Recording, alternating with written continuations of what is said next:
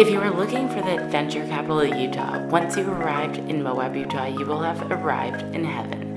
After many small towns and long rides through Utah, I was happy I arrived to a cute town that was not only the gateway to my last 2 national parks on the Mighty 5 road trip, but also a town with a unique lease on life and character, plus awesome food. But for our first adventure, it was to the coffee roasters. So we just started our day. Well, that's a little bit of a lie. It's like 11 o'clock and we're heading into Arches National Park.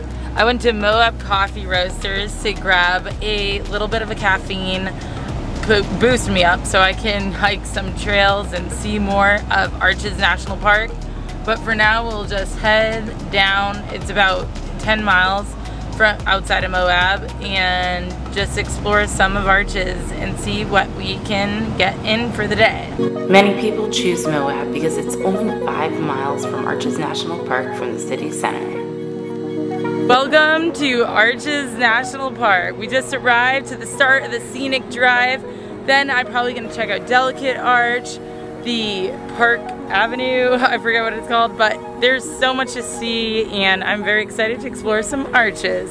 I find it super cool actually. You can see they have a bike trail that goes all the way from the town of Moab to Arches. So if you're feeling very brave and wanting to challenge yourself, I bet you that is a hell of a ride.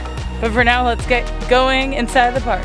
If you want to visit Arches National Park between April 3rd and October 3rd, there's a reservation system temporarily that they put in place in 2022, and you can do it on recreation.gov. I'll link it in the description below with all the information. Be aware when you arrive that the road up is windy and pretty steep, so if you get vertigo or are scared of that, then just be prepared. But when you arrive, the first thing you'll visit is Park Avenue.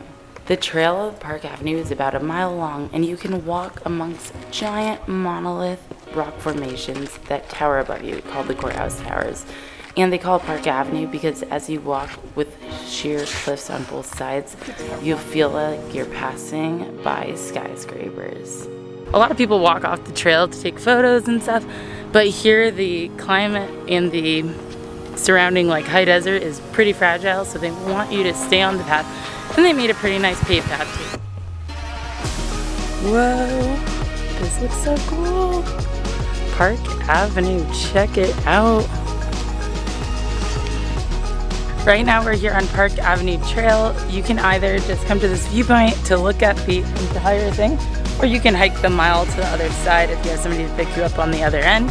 However, I'm just going to move on because the Window Arch Loop Road today is open and tomorrow it's closed. So I want to make sure I get to see those sites on that road before it closes. But maybe at the end of the day, if I have time, or tomorrow, I'll come back and do this hike. But for now, it looks pretty decent. 20 miles south are the La Salle Mountains, soaring peaks of 13,000 feet. These are the second highest alpine mountain range in Utah. There are also many areas to backcountry camp and boondock if you don't feel like getting a hotel in Moab. So these are the 3 gossips. Then you have the Oregon and Sheep Rock and just the beauty of the La Salle Mountains. That is Balanced Rock. Right out there, Balanced Rock. Woo. Knock that over. Probably the most visited section of Arches National Park is the Windows Loop Road, where you can see window arches and double arch. But first you will see the Balanced Rock. That's the double arch right there. See the hole there? The Windows Loop Trail is definitely probably one of the most visited because it is one of the shortest and easiest walks. So finally seeing some arches in Arches National Park. We're here at the Window Road that leads to quite a few arches, including North Window, South Window, Turret Arch, and then the Double Arch. After that, who knows, maybe we'll go see Delicate Arch, I don't know. But this looks pretty cool.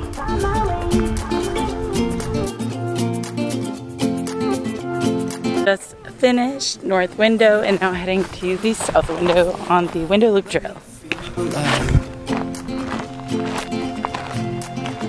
Nothing to hold me back, take my time. So we're here on the Window Loop Trail and I just noticed as I was heading to the South Window Loop that you can see both the north and the south loop and turret arch over here, really without not having to walk far. So it's definitely super accessible slash just cool to see. But I'll see if I can get a little closer to the south window. Oh, I feel so alive. Just here in Double Arch Trail, we're heading up. It's half a mile round trip, so not that far from the parking lot, and you can already start seeing it on the walk up. I was in the dark against it all, but made it through the day, 'cause I found my way. After visiting the window loop in the Double Arch and head to Delegate Arch, you can recognize this from the license plates of all the people from Utah. Be aware that there are no restaurants in Moab, so you might have to head into Moab to get some food, like at Moab Food Truck. One mistake you don't want to make is just visiting the national parks. There's so many things to see in the area, such as taking the scenic Highway 128 towards the Redcliff Lodge, where I was headed next for an amazing night stay. Maybe at one of the most beautiful lodges in Moab, Redcliff's Lodge. We just arrived and I'm just like stunned by the beauty. Like I'm trying to have it focused so you can see. It's a little dark backlit behind me, but oh my god, I'm so excited to see Redcliff's Lodge and stay here for a night. Oh, it's beautiful. Redcliff Lodge is not only just a hotel. They have an adventure center as well as an amazing restaurant that you can also check out if you're not a guest. Also, in my opinion, it has one of the best settings of any hotel I've ever stayed in. Check out these views. Who would not want to dine here, especially at sunset? 'Cause I found my way, my way, my way, my way, my way. After checking out the property, it was time to check out our room. To the Redcliff Lodge. Oh my gosh, this suite is amazing. It really just, the view of the Redcliff Lodge itself is out of this world, and it's on one of the most scenic byways in America. But here is the king suite. We have a beautiful bed. All the decor makes you feel like you're in that old Western movies which have been filmed here. John Wayne himself has been over these parts, and they remind you of all that. There's a museum here as well, but let's get back to the room. Down these stairs, you have a separate living space with a couch that actually is a sofa bed. Also, we have a kitchen area where we have a microwave, coffee, as well as some cups and everything you need, a fridge and a table. Also, there's air conditioning, of course. You need that to survive. But my favorite thing is the view. What really won me over was the view of this property. Check it out. The best part about the Redcliff Lodge is being able to just relax with a cup of coffee and enjoy the views. Also, the pool was definitely a place that I loved. I definitely hit that up before dinner time to relax and cool off after a long day of exploring.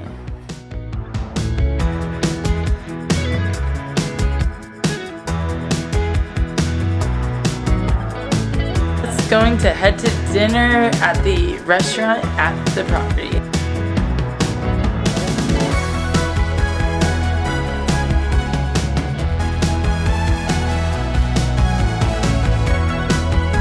Good evening from the Redcliff Lodge. After a great time relaxing, exploring the property, as well as going swimming, we headed to go to the Cowboy Grill at the Redcliff Lodge.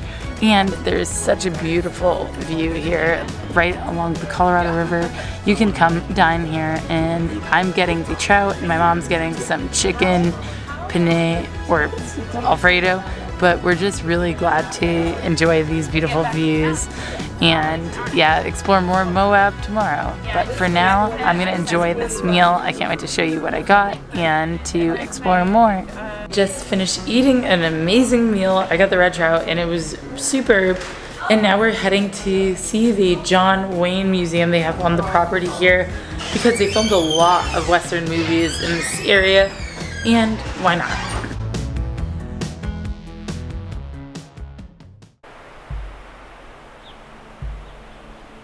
I just woke up to watch sunrise, and well, it's thundering and lightning. It's still pretty cool to see the colors change over the Red Rock Canyon or the Redcliffs as well, and just wait and see the sunrise with some coffee that I'm making. But for now, I'm gonna go back inside and relax. After a quick shower, I decided to get some coffee and soak up every last minute I had in this room with this view. Can you blame me? Check it out.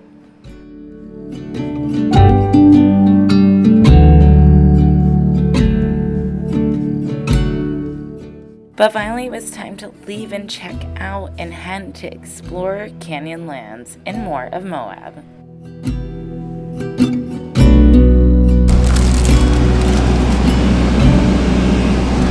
Just went to the donut shop and now having a donut, some coffee from Moab Coffee Company. And then we're heading to Canyonlands and Dead Horse Point. Super excited to go explore the 5th out of the mighty 5 national parks in Utah. Let's go. Heading into a bit of a time crunch, we headed to Canyonlands, my 5th and last national park in the Mighty 5 road trip. Here we headed to the Island in the Sky Visitor Center, which is one of 3 parts of the national park.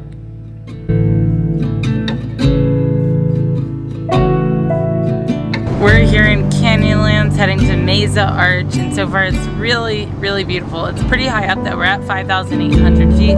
There's some windy roads, but it's nothing too bad so far. But here we go. Cannot wait to explore more of Canyonlands. Not even 30 minutes away from Arches National Park, the landscape is immensely different. And while Canyonlands is massive and has a lot of different areas, we decided to go to the most famous Mezza Arch. Just heading up to Mezza Arch. It's a 0.8 mile round trip hike. There's a loop so you can go up there and see one of the most panoramic viewpoints in Canyonlands National Park. It's definitely one of the best. And I heard it's really good at sunrise, but I don't really feel like comfortable driving very early in the dark up here alone. So I decided to just come now.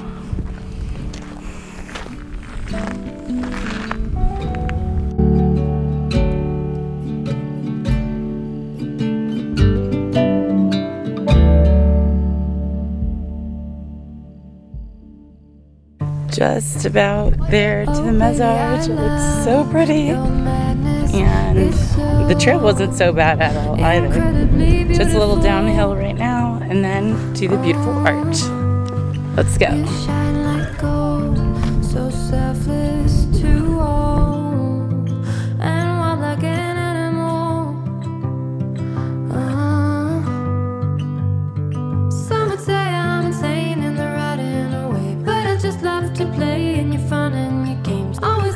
I'm here at Mezza Arch, and as you can see, there's a right over there. But this is definitely one of the prettiest arches I've ever seen with the landscape right there. But yes, I'm gonna get going. Yeah, I need it. Once you pandemonium, life is so easy. Just driving around Canyonlands was definitely something in itself, but we had to race against a storm to head to Dead Horse Point State Park, which had epic views and was only 5 minutes away from the Canyonlands entrance. Welcome to Dead Horse Point State Park in Utah. This is right outside of Moab and really close to Canyonlands, so you can do both in a day. This is the Dead Horse Point. Why do they call it Dead Horse Point, you ask? Because they corralled all the horses here that were sickly and they closed it off, and they ended up starving to death and or probably falling off the cliffs. But that was Dead Horse State, or Dead Horse Point, and now it's just this really beautiful canyon land where you see the river wrapping around, and there are 2 rivers that border Canyonlands National Park, and I think that's super cool. And we have these beautiful red canyons coming down, a view, and just an amazing view.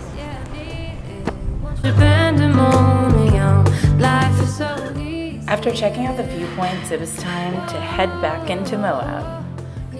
As the rain approached, it was time to call it a day, and we headed to go into town to eat dinner at the Trailhead Public House and Eatery. After looking around downtown Moab, we decided to have an early night and go to bed because I had one last hike I wanted to do in the morning. For my final adventure in Moab, I headed to do a short hike at Mezza Arch. Here it was beautiful and not that long of a trail. It was definitely a treat to come to this BLM land and hike with way less people than any of the national parks. I definitely recommend coming in the morning though, because this sandstone gets extremely hot in the summer.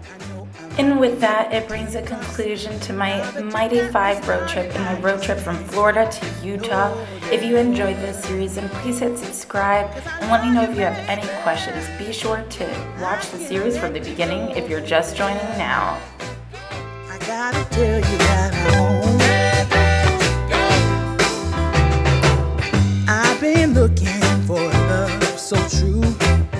When I was down and out, along came you. Though you might be a liar,